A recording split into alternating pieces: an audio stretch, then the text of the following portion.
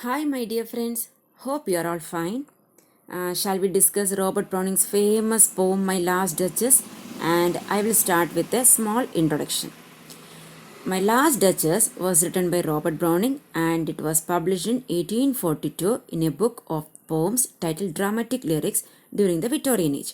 My Last Duchess was taken from the history of a Renaissance Duke, Alfonso II of Ferrara, the speaker of the poem, whose young wife Lucretia, the Duchess, died in suspicious circumstances in 1561. There was rumors she was poisoned. Hearing about this event inspired Robert Browning to write the poem in 1842. So, My Last Duchess, it's a dramatic monologue, and a dramatic monologue presents a moment in which the main character of the poem discusses a topic, and in so doing, he or she reveals his personal feelings to a listener. Only the main character called the speaker talk, hence the term monologue. Monologue meaning single, mono. Here the speaker in the poem, My Last Duchess, is the Duke of Ferrara, who at the age of 25 married the 14-year-old Lucretia, and the poem is preceded by the word Ferrara. Shall we start? That's my last Duchess painted on the wall. So Duke of Ferrara, in the beginning of the poem itself, pointing to a picture, and he is telling to some person, one listener is there. So the Duke of Ferrara directs the attention of an guest. So here the guest is an ambassador from Count of Tyrol. From Count of Tyrol, an ambassador came to visit the Duke of Ferrara. To him, he is pointing of his former wife painting, and the former wife name is Lucretia. That's my last Duchess painted on the wall. Looking as if she were alive, I call that piece a wonder. So that piece refers to painting. So Duke of Ferrara praises a painting for looking so lifelike. Now, Fra Pandolf's hands worked busily a day, and there she stands. Then he remarks on how hard the painter Fra Pandolf worked on it. So who did that work means Fra Pandolf, and Fra Pandolf is a monk. And here the speaker, that is Duke, is talking to the ambassador. I already told. So why he came means to negotiate the Duke of Ferrara in marriage to the count's daughter. So that is the purpose of his visit. So that's my last Duchess painted on the wall. Looking as if she were alive, I call that piece a wonder. Now, Fra Pandolf's hand worked busily a day, and there she stands. I hope these lines are clear for you. Will it please you sit and look at her? I said. So the Duke asked the guest to sit and look at the work. Fra Pandolf by design. Again, our Duke is telling to the ambassador from the Count of Tyrol. Who did that work? Fra Pandolf. For never read strangers like you, that pictured countenance. Countenance means face. The depth and passion of its earnest glance. The Duke says to the ambassador, whoever look upon the Duchess portrait always seems to want to ask the Duke about the depth and the passion of her expression, just as the ambassador does now. Never read strangers like you, that pictured countenance, the depth and passion of its earnest glance. Glance means look, the look of Lucretia. So it is described in 3 words. Adjectives were used, which are the depth, passion, earnest. But to myself they turned, since none puts by the curtain I have drawn for you, but I. So he reveals that the painting is behind a curtain and that no one but he is allowed to draw the curtain to view the painting or to show it to anyone. Wilt please you sit and look at her? I said. Fra Pandolf by design. For never read strangers like you, that pictured countenance, the depth and passion of its earnest glance, but to myself they turned. Since none puts by the curtain I have drawn for you, but I. And seemed as they would ask me if their dust means dare. That means dare means no one has a courage. That means dust, dare. So, and seemed as they would ask me if their dust, how such a glance came here. So glance strange expression. Refers to strange expression. Whose expression is here? Refers Lucretia's strange expression. So, note for the first, are you to turn and ask this? So, here the Duke is telling to the ambassador, whoever look at the portrait, whoever look at the painting of the Lucretia, everyone has the same doubt. What's the doubt? How such a glance expression she got. But no one has a courage to ask to Duke. Maybe all were afraid to ask the Duke. That's why no one has a courage to ask the Duke. The Duke himself is telling, not only you, the first person looking at me with the same feeling. Whoever looking at whoever have looked at this portrait, this painting, all have the same question: how this strange expression came her on her face. Sir, it was not her husband's presence only. Call that spot of joy. Here, the spot of joy means blush. Blush means what? Maybe because of shyness, or maybe because of embarrassment or shame, becoming red in the face. She's so white, her complexion is so fair, and because maybe of shame or shyness or embarrassment, her face become red. That's why it said the spot of joy. That means the blush. Sir, it was not her husband's presence only. Called that spot of joy into the Duchess' cheek. Perhaps Fra Pandolf chanced to say her mantle laps over my lady's wrist too much, or paint must never hope to reproduce the faint half flush that dies along her throat. So the mantle means a loose sleeveless cloak or shawl. In ancient times, the ladies they used to wear a loose sleeveless shawl, and that is mantle. Okay, the Duke then begins to answer the question. Everyone has a doubt. The Duke himself said how the strange expression came to her face. The Duke clarified the doubt, pointing out the spot of joy. Spot of joy means the blush on the Duchess' cheek. He suggests that his presence, that means he's telling, my presence was not only the cause of this blush, not because of my presence she blushed. While Fra Pandolf, the painter, the monk, Fra Pandolf worked, and while working he requested her to draw back the cloak covering her wrist.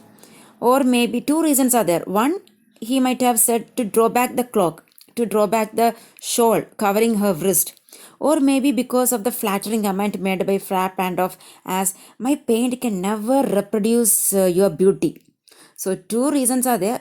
Maybe he must have told her to just pull the shawl which was covered in her covered her wrist, or maybe he might have said that his paint can never reproduce your beauty. That means you are such a beautiful lady.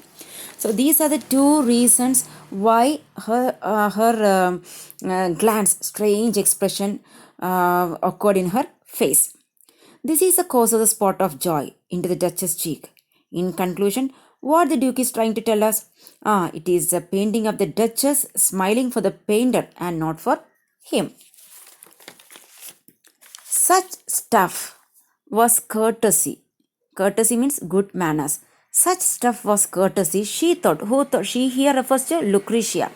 Such stuff was courtesy, she thought. Cause enough for calling up that spot of joy.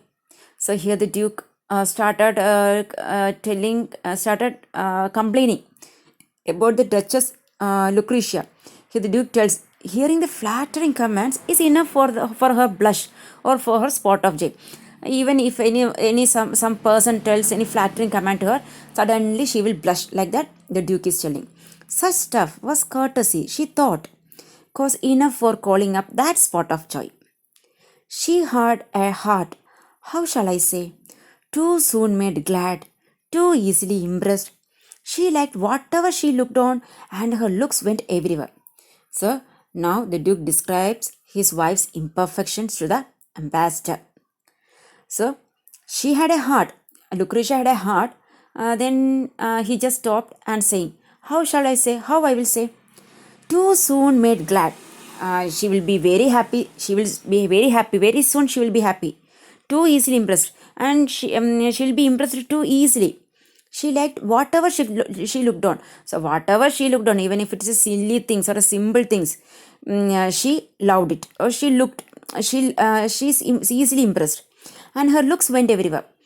she is a noble lady, and he is telling whatever simple things or whatever silly things, for everything she admires, and what she becomes so suddenly impressed, and she will become suddenly happy.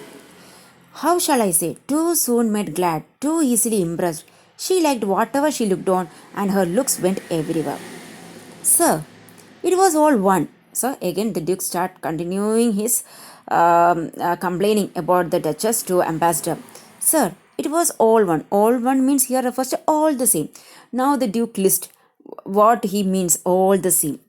My favorite at her breast, the dropping of the daylight in the west, the bough of cherry some officious fool broke in the orchard for her. Orchard refers to place where fruit trees grow. The white mule she rode with round the terrace.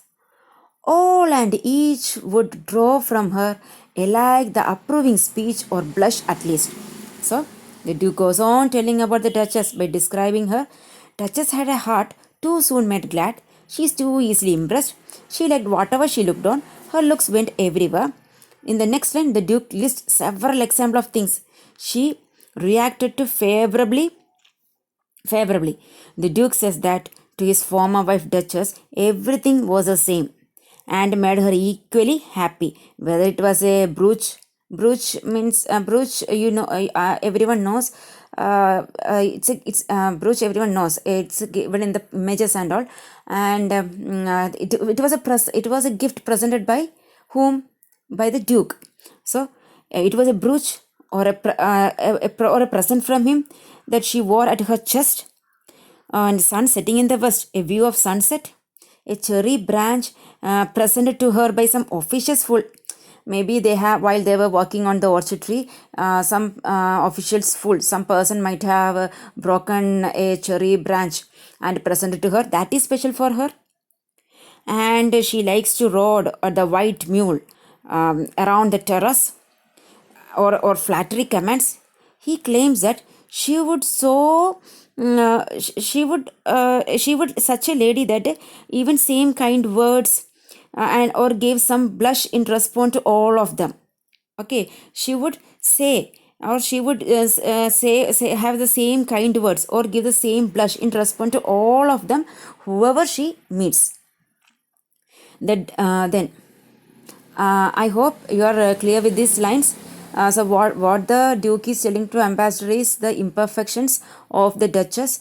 She is too impressed, and she is too suddenly what become happy, and for her even the present which I gifted and the silly things like the some person who have broken the branches of a berry fruit and presented the berry, that is also that's also she values very high, and the brooch I presented also she values high. Even the sun sets in the west, that also she thinks that's also she is highly impressed. So everything she is highly impressed. So she does not discriminate between my gift and others' gift. That's the thing the Duke is telling us. All and each would draw from her alike the approving speech or blush at least. So last thing she is going to do is a blush. She thanked men. Good. So the Duke started telling. She thanked men. She used to say thank. That's good. That's a good character. She thanked men. Good. But thank, somehow I know not how, as if she ranked my gift of a 900-year-old name with anybody's gift. So the Duchess would thank men for the various gifts they offered her, but she viewed these gifts as being equal in value to the Duke's greatest gift to her, that is his 900-year-old name. That 900-year-old name here refers, as she married him, Duke, she got the title Duchess. So here the Duke tells her very title as Duchess meant no more to her than anything else. The Duke blames her for not seeing any difference being the wife of great man or any other simple pleasure. He blames she gave all men the kind of respect that only a man with his family rank deserves. She respects everyone, she thanks everyone, but what the Duke is telling is that he blames she gave all men the kind of respect that only a man with his family's rank deserves. So here the Duke tells is she appreciates his love just like she appreciates anything else. So there is no difference between his love and whatever she gets a presents, or she, in conclusion, what the Duke is telling is seeing everything equal. She is not giving importance to him, his love, his presence. Now, Duke of Ferrara തൻ്റെ പാലസിൽ വന്ന ഗസ്റ്റിനോട്, ഇവിടെ count of ടൈറോളിൽ നിന്നും വന്ന അംബാസിഡറാണ് guest, തൻ്റെ palace ചുറ്റി നടന്ന് കാണിച്ച് അങ്ങനെ ഒരു പിക്ചർ കാണിക്കുന്നുണ്ട്. എന്നിട്ട് പറയുകയാണ്, ഇതാണ് എൻ്റെ ലാസ്റ്റ് ഡച്ചസ്. ഡച്ചസിൻ്റെ പേരാണ് ലുക്രീഷ്യ. ആ പടം കാണാൻ ജീവനുള്ളതുപോലെ തോന്നുന്നെന്നും അങ്ങനെ ഒരു വണ്ടർഫുൾ വർക്കാണെന്നും അത് ഫ്രാ പാൻഡോഫ് എന്ന മങ്ക് ആണ് പെയിൻറ് ചെയ്തതെന്നും പറയുന്നു. എന്നിട്ട് അത് കാണുന്ന ഓരോ വ്യക്തിക്കും അവരുടെ മനസ്സിലൊരു ചോദ്യം ഉയരുന്നുവെന്നും പക്ഷെ ആരും തന്നോടത് ചോദിക്കാൻ ധൈര്യം കാണിക്കുന്നില്ല എന്നും ഡ്യൂക്ക് ഇവിടെ പറയുന്നുണ്ട്. ആ ചോദ്യം ഇതാണെന്നും അതായത് ഇത്രയും depth, passion, earnest glance, look എങ്ങനെയാണ്, എന്തൊരു സ്ട്രേഞ്ച് ആയിട്ടുള്ള എക്സ്പ്രഷനാണ് ഡച്ചസിൻ്റെതെന്നും അതുപോലെ ഡ്യൂക്ക് ഇവിടെ പറയുന്നുണ്ട്. ഈ കട്ടൻ തുറക്കാനുള്ള അധികാരം, അതായത് ഈ കട്ടൻ മാറ്റുവാൻ, അത് അങ്ങോട്ടും ഇങ്ങോട്ടും ജസ്റ്റ് തുറന്ന് മാറ്റുവാനുള്ള അധികാരം തനിക്ക് മാത്രമേ ഉള്ളൂ എന്നും നമ്മുടെ ഡ്യൂക്ക് ഇവിടെ പറയുന്നുണ്ട്. കർട്ടൻ്റെ ബിഹൈൻഡിലാണ് പിക്ചർ ഉള്ളത്. ചോദ്യത്തിന് ഉത്തരമായിട്ട് ഡ്യൂക്ക് തന്നെ പറയുന്നുണ്ട്, തൻ്റെ പ്രസൻസ് കാരണമല്ല ഡച്ചസിൻ്റെ മുഖത്ത് ബ്ലഷ് വന്നത്, പിന്നെയോ ഫ്രാ പാൻഡോഫിൻ്റെ ഫ്ലാറ്ററിങ് ആയിട്ടുള്ള കമൻസ് പറഞ്ഞത് കൊണ്ടാണ് എന്നും പറയുന്നുണ്ട്. അതൊരു ഡ്യൂക്ക് ഡച്ചസിൻ്റെ ഇംപെർഫെക്ഷൻസിനെ ആണ് ഈ വരികളിലൂടെ പറയുന്നത്. താൻ ഡച്ചസിന് കൊടുത്ത ബ്രൂച്ചും അതൊരു വാല്യുബിൾ ഗിഫ്റ്റാണ്, പക്ഷെ ഡച്ചസിന് സൂര്യൻ അസ്തമിക്കുന്നത് കാണുന്നതും അല്ലെങ്കിൽ ആരെങ്കിലും തോട്ടത്തിൽ നിന്നും പറിച്ചു കൊണ്ടുവരുന്ന പഴം, അതായത് ചെറിപ്പഴങ്ങൾ അല്ലെങ്കിൽ വൈറ്റ് മ്യൂളിനെ മുകളിൽ റൈഡ് ചെയ്യുന്നത് എല്ലാം സെയിം ഇമ്പോർട്ടൻസ് ആണ്, അതായത് സെയിം പ്രിഫറൻസ് ആണ് കൊടുക്കുന്നതെന്നും തൻ്റെ 900 year old നെയിം ആയിട്ടുള്ള കുടുംബത്തിൽ ഡച്ചസ് വന്നത് ഒരു വലിയ ഭാഗ്യമായാണ് കണക്കാക്കേണ്ടത് ഡച്ചസ്. പക്ഷേ ഡച്ചസിന് ഡ്യൂക്കിൻ്റെ ലവ് അപ്രീഷിയേറ്റ് ചെയ്യുന്ന അതേ രീതിയിലാണ് ബാക്കി എന്തിനേയും അപ്രീഷിയേറ്റ് ചെയ്യുന്നത് എന്നുമാണ് ഇവിടെ നമ്മുടെ ഡ്യൂക്ക് ഡച്ചസിനെ പറയുന്നത്. I hope you are clear with these lines, and shall I move to the next step? Who would stoop to blame this sort of trifling? Even had you skill in speech, which I have not, to make your will quite clear to such an one, and say. So, who would stoop to blame this sort of trifling? So, the Duke rhetorically asked whether anyone would actually lower themselves enough to argue with someone about their behavior. So here the Duke is in a high rank.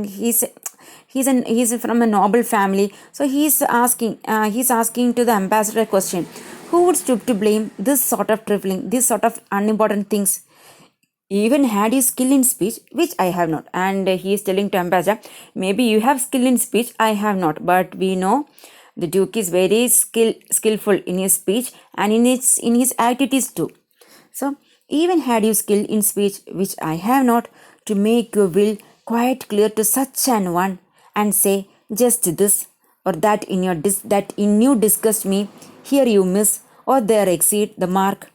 So, Duke feels too bad to blame her, to tell her that I don't like the way you are behaving. He feels it degrades his position. If I point out the mistakes in her and I am telling that I don't like the behavior of yours, it means it degrades my position, the Duke is telling. If he had skill in speech, but I have no skill, the Duke is telling, I have no skill to speak to Lucretia in such a way, I feels it degrades my position. The Duke rhetorically asks whether anyone would actually lower themselves enough to argue with someone about their behavior. The Duke says that even if he were good with words and were able to clearly say the characteristics of yours or your behavior disgust me, or here you did too little or too much, and if she let, okay, if I say all the things, okay, just imagine that I am telling her all the things I don't like, whatever things I don't like from her behavior, if she let herself be lessened, maybe she will apologize. Okay, I am sorry, maybe she will say, nor plainly set her with tears forsooth, and made excuse, even then would be same stooping, and I choose never to stoop. So he also tells, even if you wanted to correct her errors, okay, she will listen, and didn't argue back maybe, or make excuses maybe. That would be mean stooping, he says. He refers to ever lower himself like that. And the Duke finally says, I choose never to stoop. So he says even the act of confronting her would be beneath him. It means he's feeling that he degrades his position and he refuses to ever lower himself like that. He doesn't want to lower in front of Lucretia by pointing out her behaviors. What he believes is he would have debased himself in trying to correct her behavior. And the Duke, what he says, I choose never to stoop. Oh, sir, she smiled, no doubt, whenever I passed her, but who passed without? Much the same smile. So, next, the Duke adds that the Duchess always smiled when he passed by her, but he retracts his criticism, noting that everyone who passed by her received the same smile. So, here the Duke is telling, I get the same smile where the others also get the same smell from Lucretia. This grew. I gave commands, I gave orders. Then all smiles stopped together. Then she stands as if alive. So he then remarks that this trend continued. This grew means maybe two options you can say. Because of her smile, the Duke got envy. His envious grew, or maybe her character is same as no change is there. So this grew. Her smile continues. So this grew, I gave commands, then all smiles stopped together, then she stands as if alive. So he then remarks that this trend continued until he issued some commands, he issued orders, at which point her smile ceased altogether. Now the Duchess only exists in the portrait where she stands as if alive. So presumably because he had killed her, now she only lives on the painting. Will it please you rise? We will meet the company below. So the Duke then asks the guest, the ambassador from Count of Tyrol, to stand up and to go with him to meet the rest of the guests downstairs. Will it please you rise? We will meet the company below. Then I repeat, I hear the Duke of Ferrara. Then I repeat, the Count, your master's non-munificence. So the Count, your master's non-munificence. Here, ambassador's master is whom? The Count of Tyrol. So the Count, your master's non-munificence. Munificence means generosity. Is ample warrant. Ample means enough. Warrant means it's 100% guarantee that no just pretense of mine for dowry will be disallowed. Though his fair daughter's self, as I ought, at starting is my object. So Duke says the ambassador, the Count of from the Count of Tyrol. The Count of Tyrol is known for his generosity. That is your master, Count of Tyrol. He is very famous for his generosity. The Duke also adds on by telling that no request from me for a dowry will be refused. Whatever I wish, I am very sure that I will get. Hence, and here the Duke knows the Count of Tyrol is a person who possesses wealth and he is also generous. And he also add on by telling, I only want her beautiful daughter. Then I repeat, the Count, your master's non-munificence, generosity, is ample warrant that no just pretense of mine for dowry will be disallowed, though his fair daughter's self, as I owed, at starting is my object. Nay, we will go together down. So, after finishing this conversation, the Duke is asking the ambassador, shall we go together down? Then, while going downstairs, he is pointing another statue, made up of bronze. Sir, notice Neptune thou taming a seahorse, thought a rarity which Claus of Finnsburg cast in bronze for me. So, the Duke ends his speech by demanding that he and the ambassador of the Court of Tyrol go downstairs together, and on their way he directs the ambassador's attention to a statue of the god Neptune.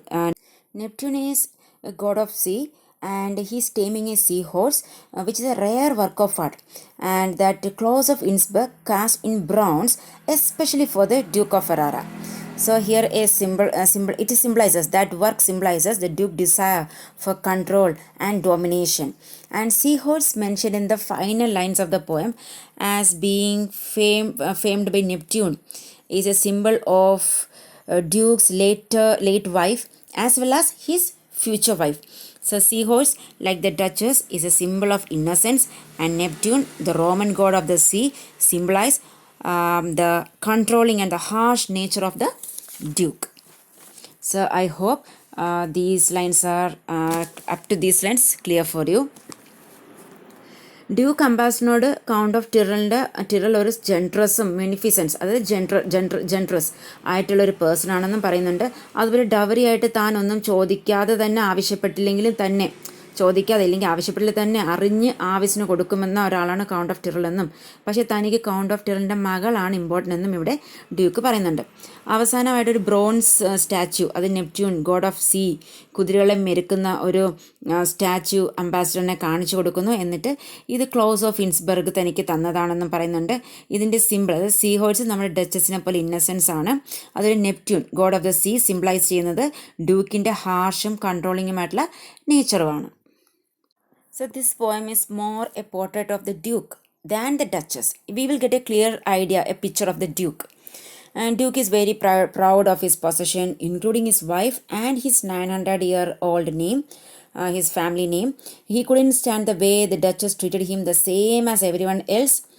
And the final word, me, draws attention once again to his total self-obsession. So I hope you are all clear with these lines, and if you feel this video useful, please subscribe and support me. Thank you.